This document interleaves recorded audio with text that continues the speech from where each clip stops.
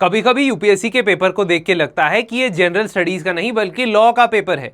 जैसे ये क्वेश्चन देखिए, from the resolution of contentious issues regarding distribution of legislative powers by courts, principle of federal supremacy and harmonious construction have emerged, explain.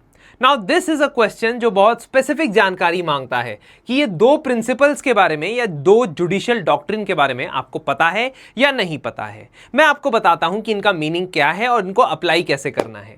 देखिए, introduction में आप ये बता सकते हो, क्योंकि लेजिस्लेटिव पावर्स के डिस्ट्रीब्यूशन की बात हो रही है, जनरली ये सेंटर स्टेट रिलेशंस के ऊपर अप्लाई होता है।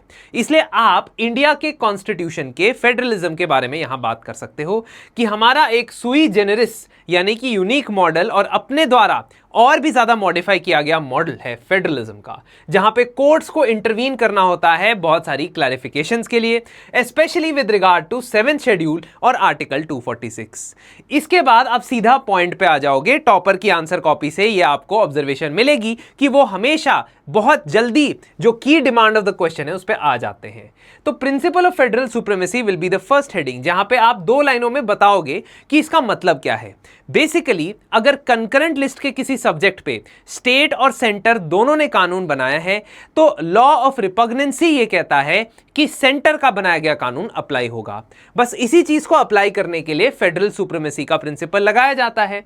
ऐसा हुआ 1979 के अंदर M Karunanidhi versus union of India case में, and similarly TK Ramji versus state of UP में भी यही हुआ, जब सेंटर ने एसेंशियल कमोडिटीज एक्ट जो पास किया था उसको कोर्ट ने वैलिड माना। अब दूसरा जो प्रिंसिपल है that is principle of harmonious construction. ये सेंटर स्टेट के रिलेशंस के कॉन्टेक्स्ट में इस बात को बताता है कि अगर सेंटर के बनाए कानून और स्टेट के बनाए कानून में कुछ कंफ्लिक्ट है तो कोशिश ये करनी चाहिए कि दोनों का कानून एप्लीकेबल हो। We should not try to remove the one law and keep the one law, we should try to reconcile the 2 parts of those laws.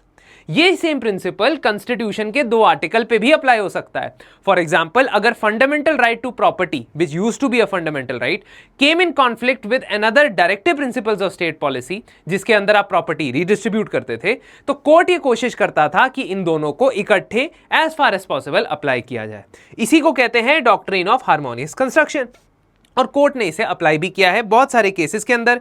Case के नाम यहां पे लिखे हुए हैं और आप भी पेपर के अंदर उसको एग्जाम्पल के तौर पे लिखेंगे। ऐसे बहुत सारे क्वेश्चंस हम डिस्कस करते हैं अपने मेंस के कोर्सेज में भी, और इसी को इनकॉर्पोरेट करते हुए उन्हें डिजाइन किया गया है। जरूर एक बार फॉलो करें।